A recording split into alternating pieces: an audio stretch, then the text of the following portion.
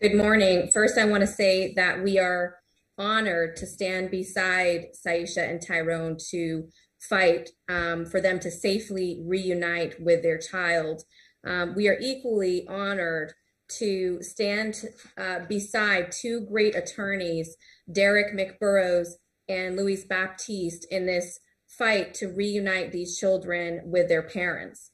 Attorney Crump and I, as many of you know, have fought for many mothers and fathers throughout our nation who have lost their children's lives to systemic racism, including Trayvon Martin and Michael Brown, and most recently, the families of George Floyd. Typically, we are fighting for a child that has already been lost. Their lives have already been lost to systemic racism. But we are equally committed to fighting systemic racism in all of its forms and wherever it rears its ugly head. Today, we are going to focus on these two loving parents, Saisha and Tyrone, who have been deprived by CPS of their children. And I want to introduce next Attorney Benjamin Crump, who is one of the world's really leading civil rights leaders, who was recently dubbed by Reverend Al Sharpton as Black America's Attorney General. And we want Saisha and Tyrone, this legal team, to know that as a collective of attorneys, activists, and artists, that we are committed to standing together to break every chain of systemic racism that plagues our nation, whether it's through police brutality, through education, in our healthcare system, and in depriving families of their most fundamental right to raise their children in a safe and loving home. Saisha and Tyrone, we're here to stand beside you, and beside your attorneys, Derek McBurrows and Luis Baptiste, we commit to reuniting you with your children. Attorney Benjamin Crump. Thank you, Attorney Jasmine Rand and Attorney Rebecca Ying. And certainly to all the activists, Denisha, it is important that we are united. The world knows we're united in this, that we will stand up for our children, that we will speak up for our children, and that we will fight for our children. Because if we don't fight for our children, we can't expect anyone to fight for our children if we don't fight for our children. And so to Saisha and Tyrone, we're with you. They had their two children removed from their loving home, a son, and most recently, their newborn daughter. We have all seen the video that went viral of the police taking their newborn daughter from her mother's arms on the side of the road without wearing masks, making a spectacle out of this Black family and publicly dehumanizing them. We have seen the systematic racism too often that when our children, Attorney McBurrows, become early teens, they are targeted by the school to prison pipeline. And because of the systematic racism and oppression that Attorney Rand talked about, they make up the prison industrial complex disproportionately. But this morning, Attorney Lanita Baker, we're having to literally fight them from taking our Black babies. They didn't even get to be Black teens before they got caught up in this trap of intellectual justification of discrimination where whether it's DCF or it's the Department of Corrections, they are justifying taking our Black children from us. And this we must defend. And so that's why I'm proud to work with these young lawyers, these young activists, the National Bar Association, all standing united to say our children's lives matter and Black lives matter whether DCF or Department of Corrections. Tyron and Saisha, we are here to fight with you to the end until we can get your children home back safely to you all. And I thank you again, Attorney Rand, Attorney McBarrows, Attorney Yin, and all the found attorneys who are giving up their time and energy for something that's not just about Taisha and Tyron, but it speaks to issues to the larger society here in America and the world. Thank you. Thank you so much, Attorney Crump. And thank you so much for making time to join us this morning. I know you have a very busy schedule, and I believe that the press will say, and the panelists will say goodbye to you now. So thank you again for making the time today.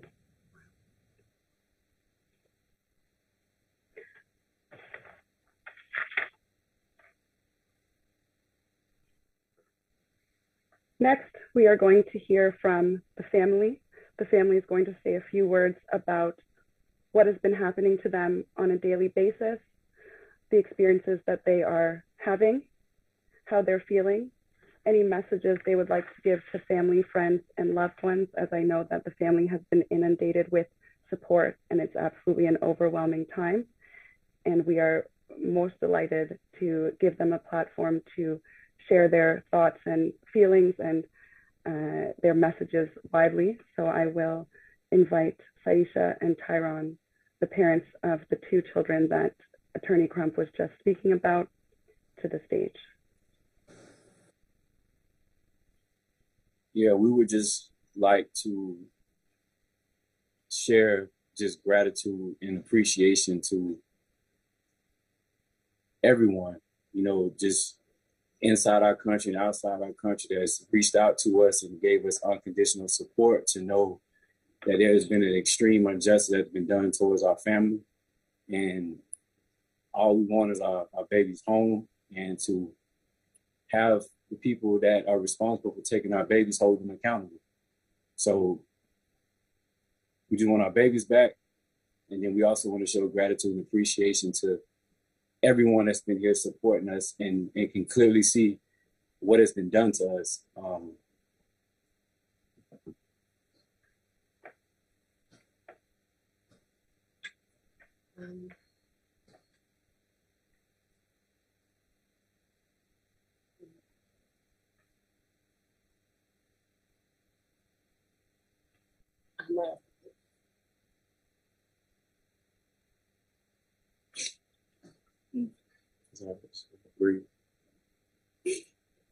Just know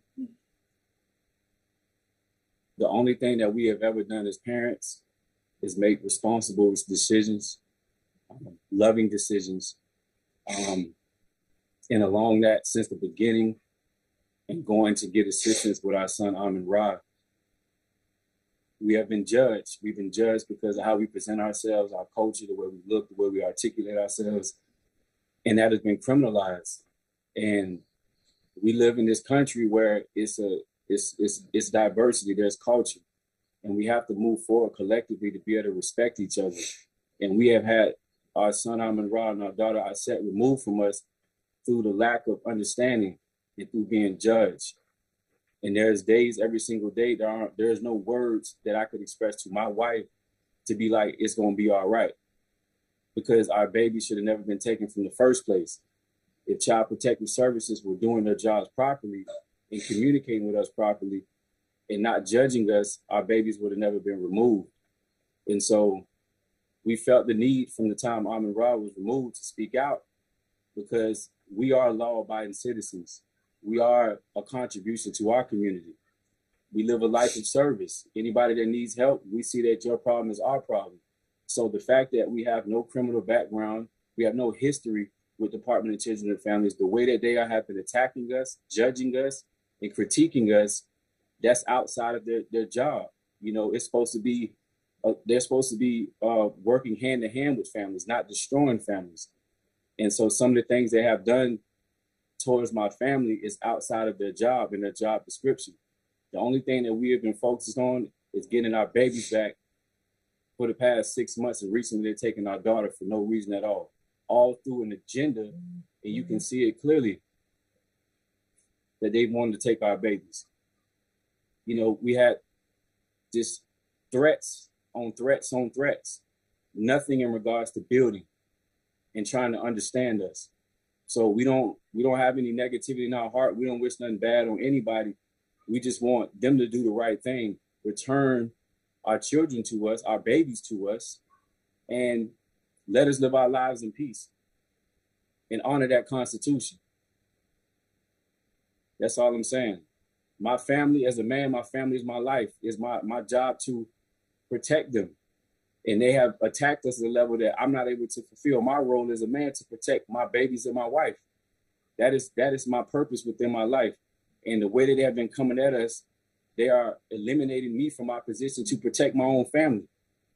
And then judging me on the basis of being a father and a husband, that, you know, passing judgment on me that I'm not allowed, that it's being judged for me to be protective over my family, that I'm supposed to just allow them to just take my babies and to document and misrepresent my wife and myself and my entire family. Those days are over with. So I can feel my wife. We are connected. And sometimes, like, you got to remember, my wife has had 2 of our babies ripped from her in a state of trauma that most will not even understand. You would have to experience it. And every single day we got to wake up. We have to look at our baby setup and look at their swings and look at their bedding, and they're not here, and we have not committed any crime. We have not abused our babies. We have not done anything that is irresponsible as parents. And we have law enforcement watching us and following us and tracking us and listening to us every single second as if we have a criminal background. So if this can happen to us, it can happen to anybody. So even if what has happened in regards to what I don't wish this on no mother, to have to give birth and my wife even still healing from giving birth, to have to go through that and see and on the side of a road to have our daughter take from us, the fact they couldn't even escort us and go into a more presentable situational environment, to be dehumanized like that, I have no words for it. But in my position as a man, I don't have any issues with any of their departments from CPS or DCF. People have lied. They have falsified information. They have done a lot of different things. Now, our lawyers are doing their job. But at the same time, we are angry at you. We just want our babies back, and we want everybody that has been a part of removing our children to be held accountable. It's that simple. So, this is my first time being a mom. And I've been deprived of holding my babies and feeding my babies. I didn't get to see Ra say mama for the first time. And I didn't get to see my babies meet for the first time. I didn't get to see that, and I can't go back and redo that moment. I'll never be able to go back and redo that moment. And I'm just missing out on so many precious moments. This is such a precious time. Like, I feel my daughter. I feel when she's hungry. I know when she's crying. And I can't do anything. She's not here with me. And I'm supposed to be comforting her. I'm supposed to be loving my babies. I'm supposed to be outside with him and having building experiences. And Ra's supposed to be playing his drum with us. And I've been deprived of that. And I don't know how to articulate it. But it hurts so bad.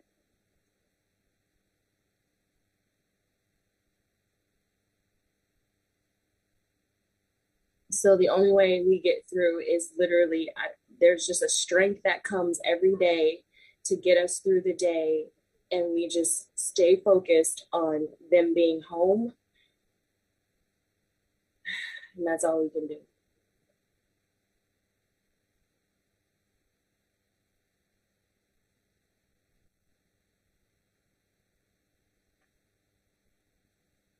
Thank you both so much for sharing that with us.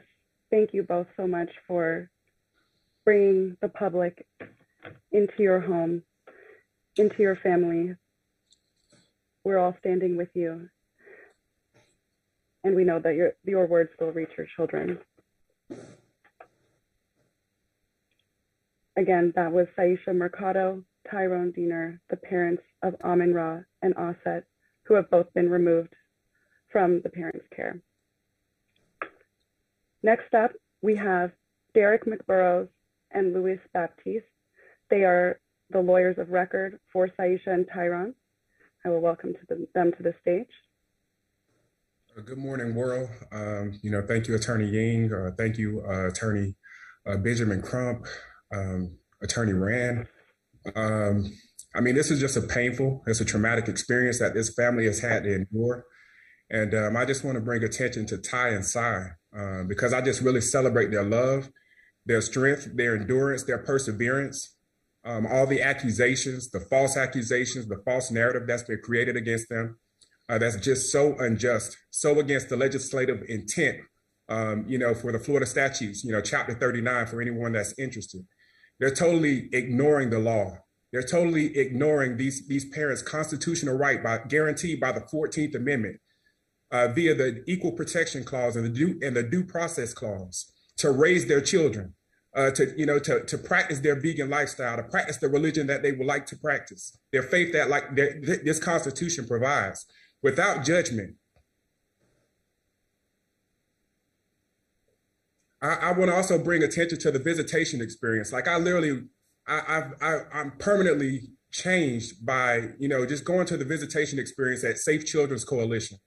When I shadowed their visitation experience with Ra and with Aset. The facility was absolutely disgusting. I could just see the tension on Saisha's face when she saw that, they were still trying to engage their children, still playing the drums with their children, still expressing and imputing joy in their family in such a tough and traumatic circumstance with somebody watching over their shoulder, the time and them saying it's 5 minutes left. I can only sense the pain that they feel as a father of a 13-year-old myself. I will never be the same after experiencing that type of pain and shame that they had to go through. And they did it with a smile, because their 5 children were together. In that moment, they still, focused on love. They focused on the right aspect. And I just really want to bring attention to their strength, to their solidarity. And I celebrate their perseverance. And we will bring these children home. The next legal steps that we're taking now is we're filing a Franks motion. For anyone that's interested, it's a United States Supreme Court case. It's Franks v. Delaware. And ultimately, the state has submitted a probable cause affidavit that has a substantial amount of fake news in it, false accusations in it, that they submitted to the court through a verified motion. This verified motion is essentially it's an attestation of good faith, that these facts were accurate, these facts were true, that they had a good faith belief in it, and we have explicitly refuted evidence that shows that it's false. There are multiple false narratives that they're using to unjustly separate these children from their family. And we're taking every legal action, to make them hold, every actor and even the court respectfully accountable.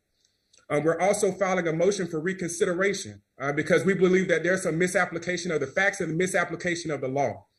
We're also considering filing an appeal with the second DCA. And since the family has constitutional rights that have been violated, we may try to get this case in a federal court so they can have a better, fair, more equal opportunity to have their rights, heard before a competent court of jurisdiction. I just want to thank our team. I want to thank Tamika Mallory for shedding her light and love and advocacy on this matter. Tatiana Ali, Attorney Lanita Baker, Attorney Jasmine Henderson, obviously Attorney Benjamin Crump and Attorney Rand, obviously my co-counsel, Attorney Louis Baptiste. I thank Attorney Stephen Webster for the mentorship. We thank Attorney Dennis Slate, a Houston-based lawyer who's going to be joining our legal team here very shortly, a subject matter expert with this type of a case. And we will win this case. We will bring these children back home. And lastly, very briefly, Amin Ra's name means light. And Aset's name means bring all things together. And I just want to assure you that the light will set with these children safely back with their mother and their father. And I appreciate your time. Thank you. Thank you so much, Attorney McBurrows.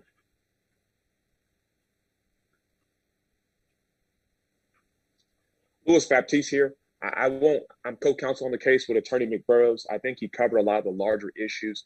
I won't repeat much of what he covered, but I will cover, for those of you who are interested, the several statutory violations committed by DCF.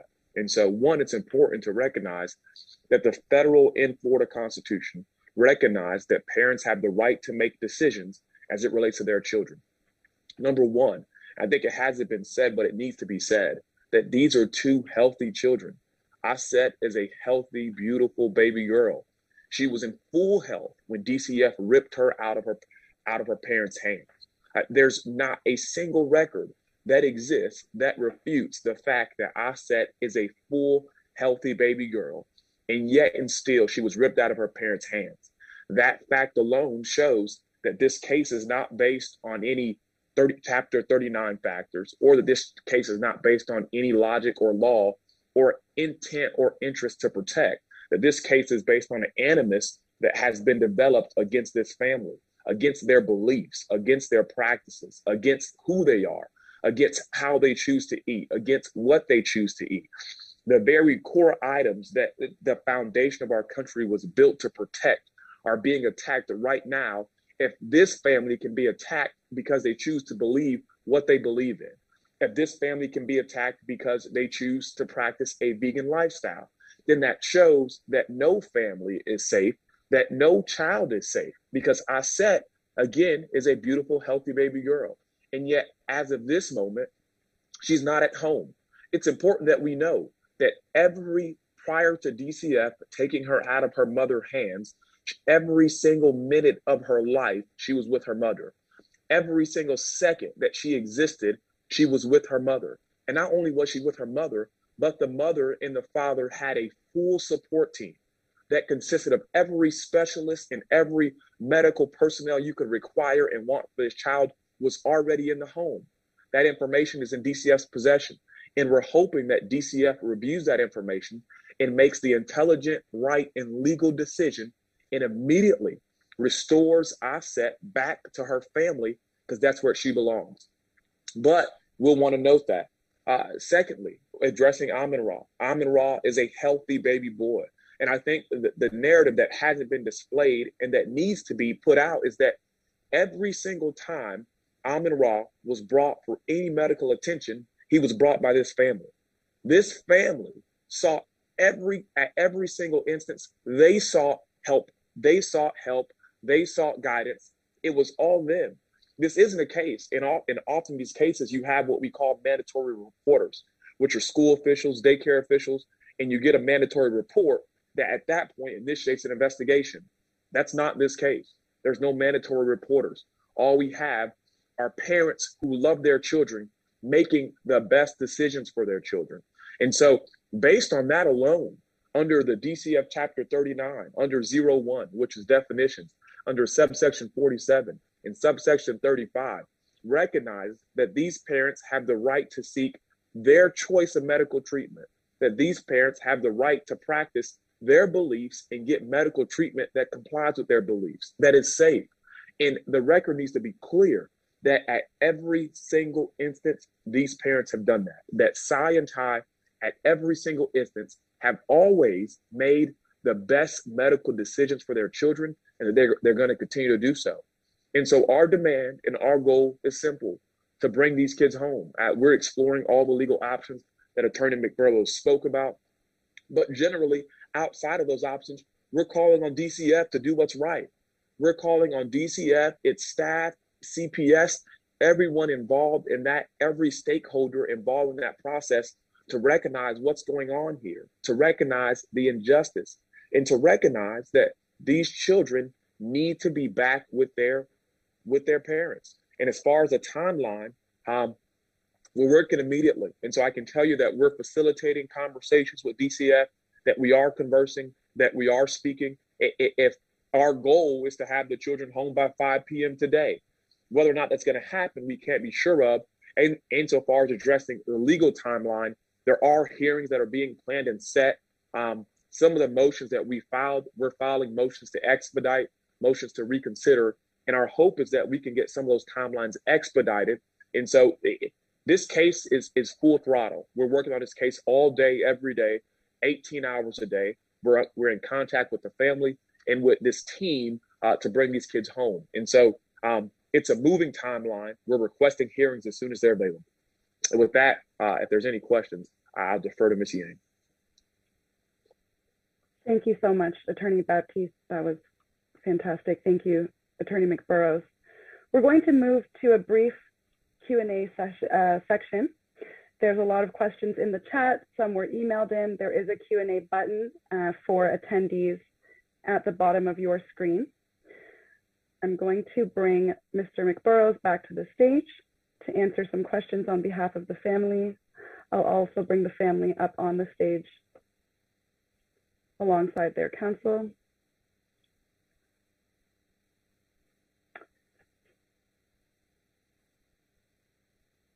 So the first question that came in, Attorney McBurrows, was, what was the reason that DCF and Child Protective Services gave for removing the children? Are you able to answer that at this time? Sure, I can grace the surface. Just for anybody that doesn't know, a dependency hearing is confidential. Those records are typically sealed. If I would love, to release the probable cause affidavit so the public can see how salacious and misrepresented people who are attested to, do what's in the best interest of the children haven't. That has been ultimately attacked on these family beliefs, and false information has been presented to the court, which has unjustly separated these precious children from their family. So one of their chief concerns is with the older child, Amin Ra, 18-month-old, was medical neglect. It's up under the umbrella of medical neglect. That the mother didn't seek medical attention prior to a medical visit back on February 26th at Johns Hopkins All Children's Hospital. We've explicitly provided evidence that completely refutes that. It's a complete lie. It's a complete fabrication. Back in January, we produced records to CPI, Manatee County Sheriff's Office, their Child Protective Investigations Unit. We presented information to the Children Legal Services, and we presented information to the court that the mother sought medical attention for this child at Inglewood Community Hospital, January 30th of this year. Yet they keep presenting this, a lie. Saying that the mother never sought medical attention. The mother was having lactation issues. This is a first-time mother who was seeking help. Yet she was criminalized, yet she was labeled so that she could ultimately be misbranded so that they can justify removal and removal from this, these children from their family.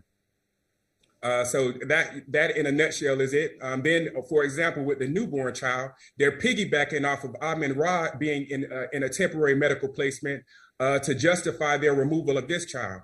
But Florida law is explicit. When there's a child that's that's up under the jurisdiction of the court, and there's a newborn child that's born into the situation, CPS was supposed to do a 30-day assessment prior to that child being born.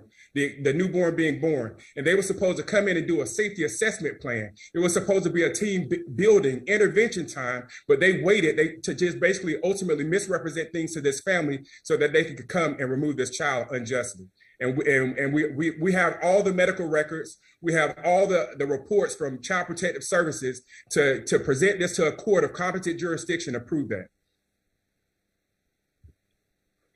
Thank you so much, Attorney McBurrows. Another question that came in was, who are the children currently being fostered by, and are they together?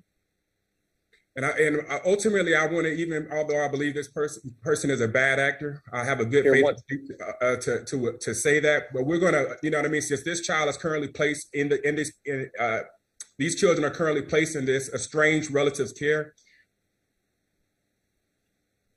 Wait, I think Attorney McBurrows. I think Attorney McBurrows went on mute. But I think what he was finishing is that the children are together. We don't want to give out information related to who they're with for their safety. And so what we'll say is the children are together, that they're not with their parents, they're not where they belong, and that they're not with the person that the parents would choose. Their setting is not a setting in which the parents would choose. And so that's what we'll limit our comments to on that issue, because that is protected information. Thank you so much.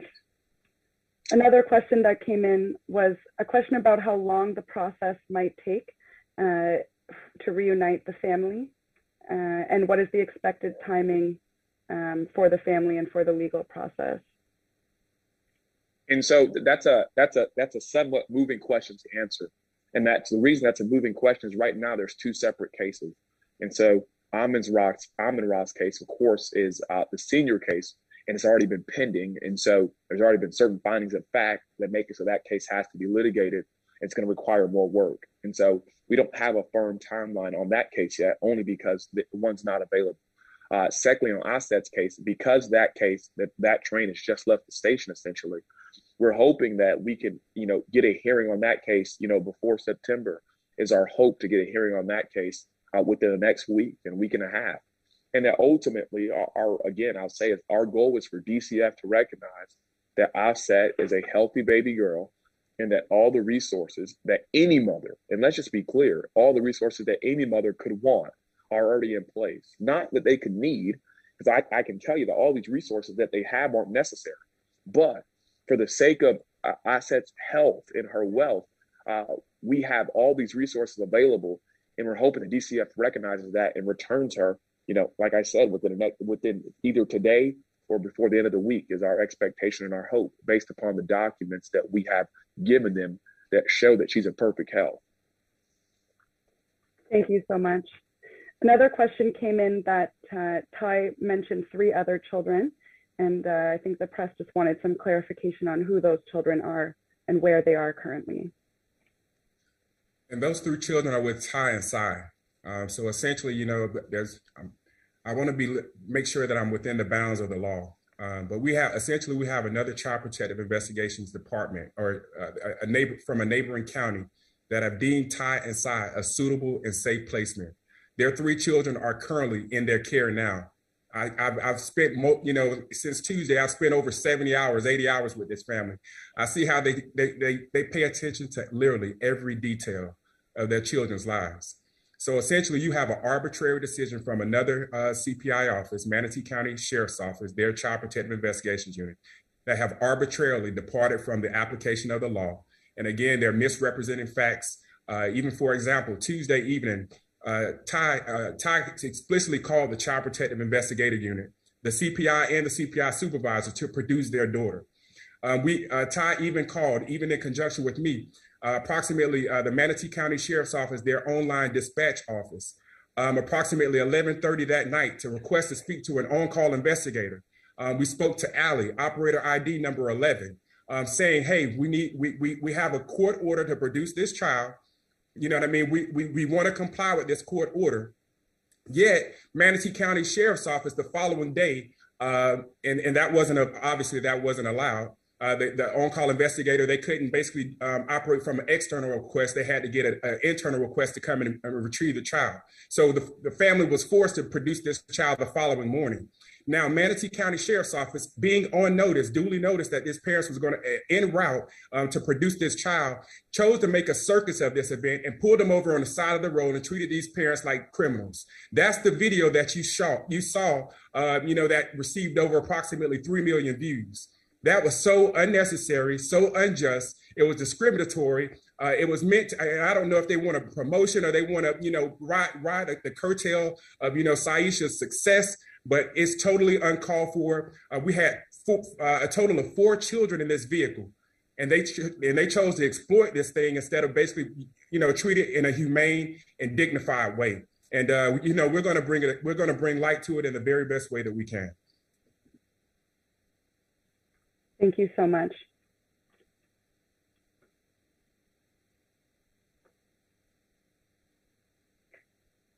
Another question that came in was, do the parents have visitation on a regular basis? Right now, I believe the family is visiting the family has visitation once a week. Thank you so much.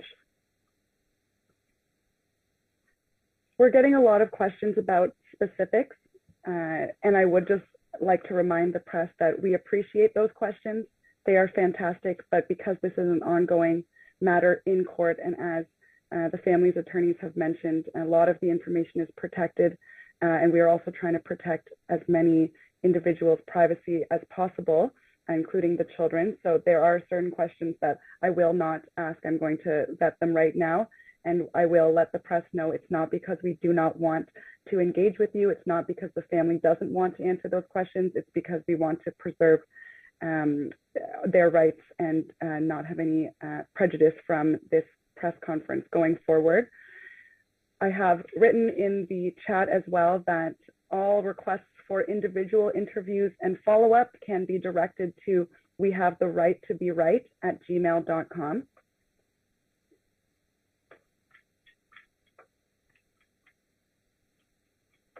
We're going to go for one last question, and then we are going to wrap our press conference up. So the last question, and I think that I would ask Sai and Tai to answer this question. The question was, what can we do to support the family?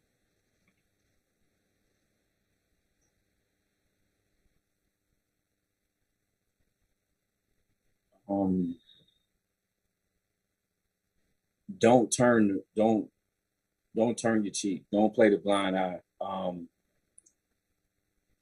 Be aware of what's going on in this country and outside this country in regards to if you are a parent, if you are a grandparent, an aunt, uncle, cousin, just know that we have agencies in place that have the ability to remove children without you breaking the law or abusing your niece, nephew, son, or that sort of thing. But just be more aware and have that conversation, and just bring your awareness to know that we have things in place that agencies like Child Protective Services can come right in and remove your children for false allegations or whatever the case may be. Just be more aware. And in regards to my family, keep speaking out. Keep speaking out.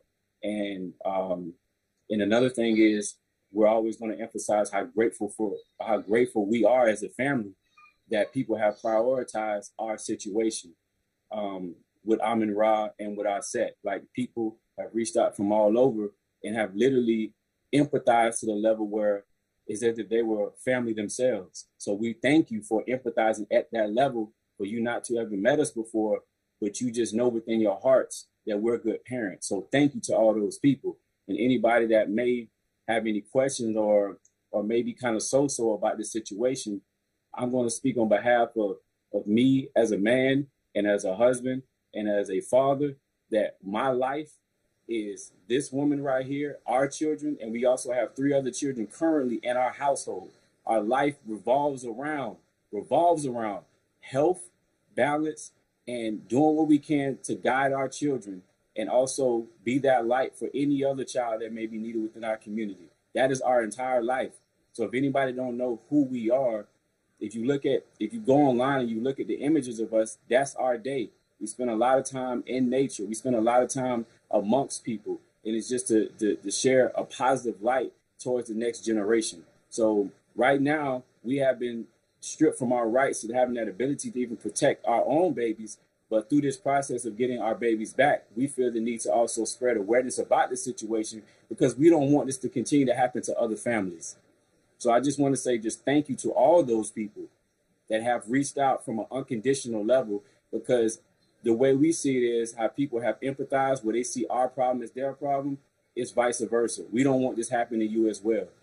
So I just want to say thank you on behalf of our family for that unconditional support, and just be more aware and don't be naive to what is going on in this world. If this can happen to us, it can happen to you. I'm just being honest with you. We have no criminal background. We have no history with DCF. We have done nothing wrong. People have access. Do you wish you've done anything different? No, because my wife and myself, every decision that we make is very precise and very thought out. So we know who we are. We know what our culture is. We know what we represent. We know that we value health, right? We know that we value community. So everything that they are attacking in amongst what my family represents is a part of the future, which is community, working together, which is health. These are things that are needed to make sure that the next generation is thriving. So thank you for the support, the continued support. And we're here to get our babies back. and also hold everyone accountable and have justice. So there's a light that shed that said, if we're not able as adults to protect our own babies, what are we doing as a collective, as adults? We're more than just a career, going to a job. You know what I mean? We have to be able to protect the babies and be transparent about that.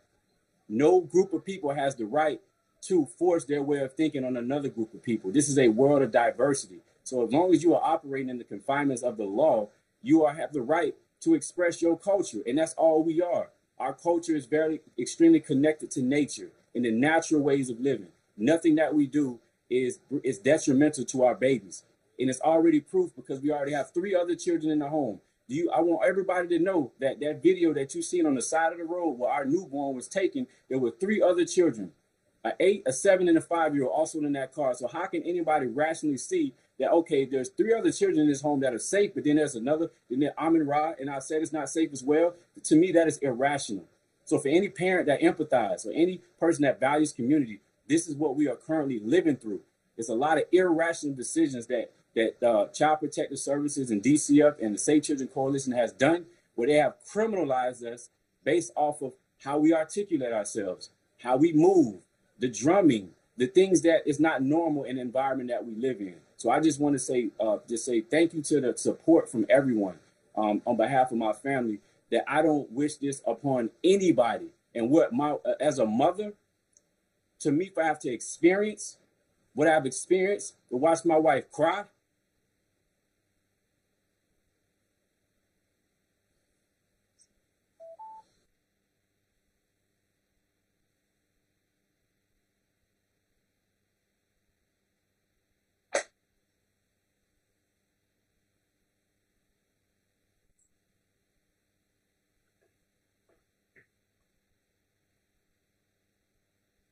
to see her hurt and can't do nothing about it. And then for having them to be so arrogant and be arrogant to feel that they're doing right by my family and they know they're wrong.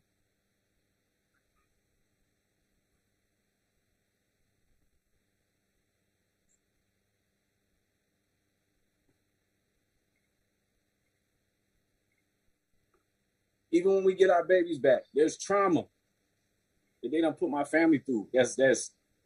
And even with all that trauma, as a family, we don't have no issue with you. So if DCF, CPS, Safe Children Coalition, Children's Legal Services, every party that's involved, the courts, with this, we don't have an issue with you. We just want our babies back. And we want every person that has done wrong by us to be held accountable.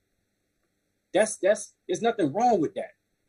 And so when they try to bait us, to get us to respond in an aggressive way or a negative way, we don't do that. We're a very peaceful people. A lot of people that have contacted us, they're like, man, if that would have happened to me, I would have done this and done that. At the end of the day, and my wife, we don't have an issue with these people, but they have an issue with us. We operate in the confinements of the law and of statute, and we respect that. So we have seen criminal behavior towards us. So the support that we have gotten, we are thankful, because we don't want nobody to go through this.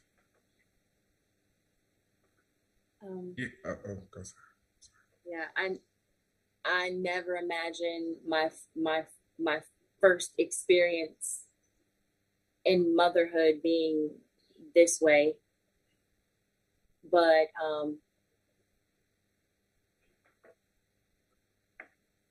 all of this, there has to be change that comes from this.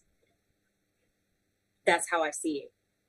Because the way things spiraled out of control inside of a place that is supposed to be hospitable, I couldn't fully understand and understand inside of me what was really going on. And, I play back all the moments all the time, and it just was all that. That's not how it was supposed to be.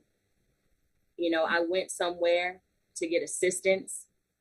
My baby was supposed to come home with me. My baby should be home with me, with us. That's the way it's supposed to be. We should have never been criminalized for getting assistance for something. That's not the way it's supposed to be. This is unacceptable. It's unacceptable. It's not. We got to remember, and this is one thing I would like to say, because this is the opportunity to say it.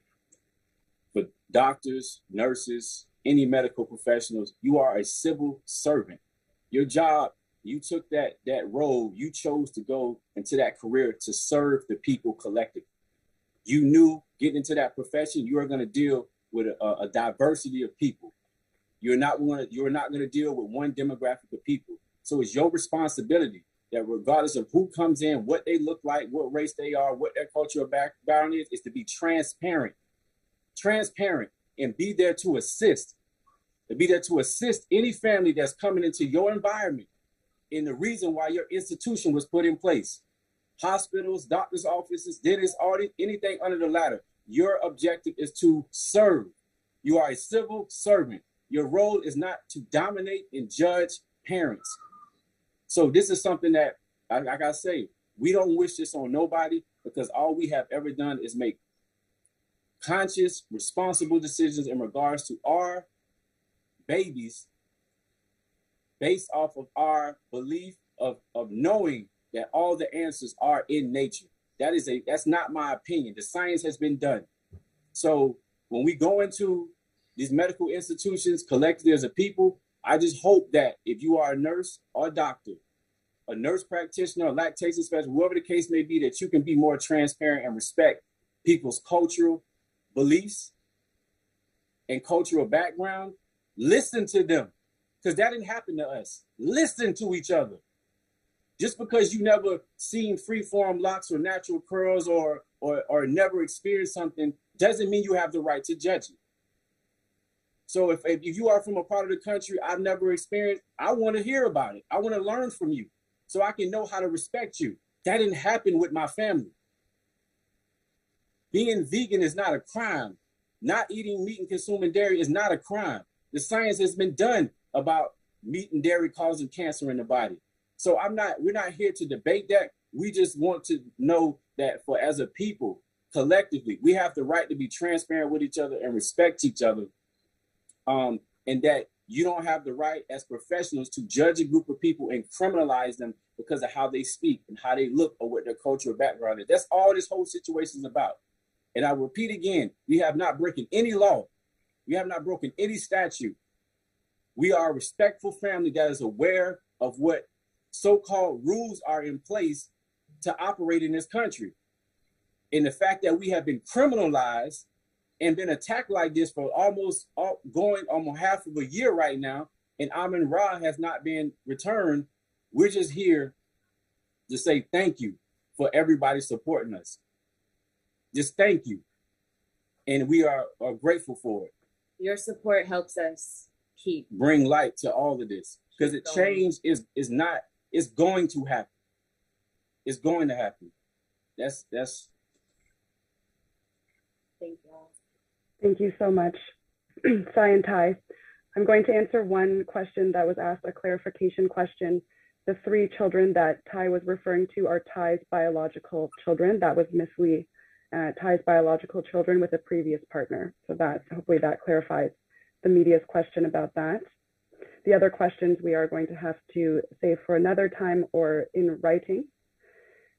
I've welcomed back Jasmine Rand, attorney, to the stage. I've also welcomed Denisha Prendergast, who will close our meeting today. Denisha Prendergast is an actress, an activist, the co-founder of We Have the Right to Be Right. She's also Bob Marley's great-granddaughter. My apologies. And I'll welcome Denisha to the stage. Greetings, everybody. Give thanks for being here, and give thanks for taking the time to support Sai and Ty. It's a very important call to action for us as human beings within this time. We see what is happening with our world. We see as adults what is happening, and we try to be present to be the change. But if we can't be present to save our children from certain trauma, does it not then mean that the seeds that are being sown right now will never bear the potential fruit that they can? Sai and Tai, as I've said to you before and I will say to you again, Aset and Aman-Ra have aunties and uncles all over the world who are fighting for them. You are not alone. Today is Marcus Garvey's birthday. Marcus Garvey, one of the greatest civil rights leaders of our times. He was the one who first said, emancipate yourself from slavery. None but ourselves can free our minds, which is then echoed in Bob Marley's music. And I want to call our attention to that right now. If we do not lift our voices in protest, if we do not stand up and shine our light as bright and as far and as wide as we can reach, if we do not do what we can do today, then there will be no tomorrow. We have the right to be right. And protocol should never supersede humanity. Aset was born on August the 1st, Emancipation Day. There's no coincidence in that. And as Derek mentioned earlier, Amen-Ra means son, and Aset means coming together.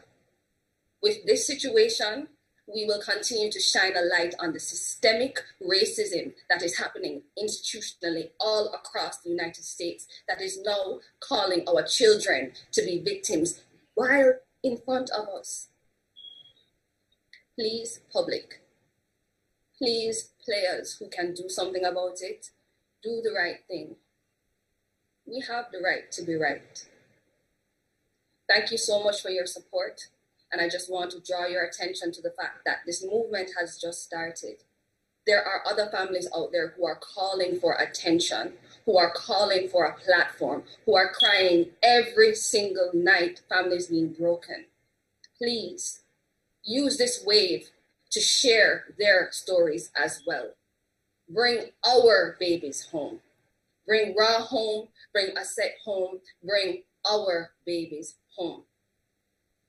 There will be a rally that is being planned by the family this Sunday. Stay tuned for more details. We are looking for your support.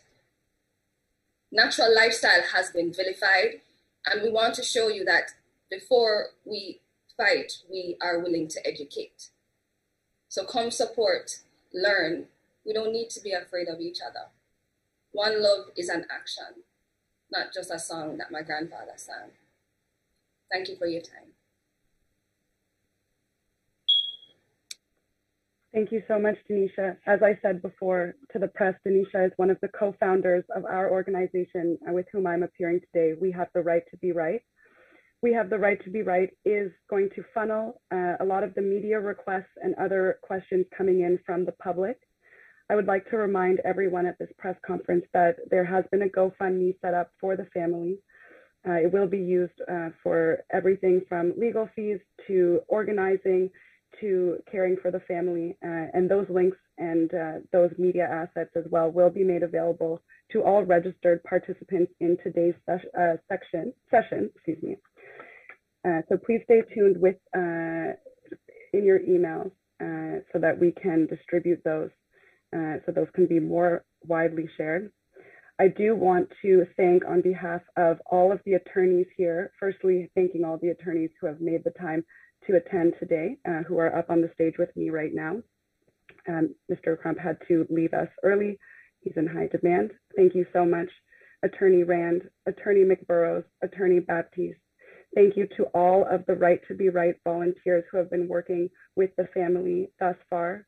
Thank you to everyone who has donated to the GoFundMe. Thank you to everyone who attended today, who has sent in questions. We know that we have hundreds of people viewing live on the YouTube right now. We also thank you for your support, for your questions. We will distribute as much information as possible. The Right to Be Right website is rtbr.ca. It's a central location where there will be media assets. I know that there was a question about whether or not there will be permission to share the video that Saisha shared on her Instagram Live, possibly with the children's faces blurred out. We will get instructions from the family and we will get back to the press about that as quickly as possible, because I know there's some deadlines at 2 p.m. today. So thank you all for bringing our attention to that. We also want to thank a number of celebrities and influencers who have taken on the cause, who have spread awareness and publicized the situation with Saisha and Tyron.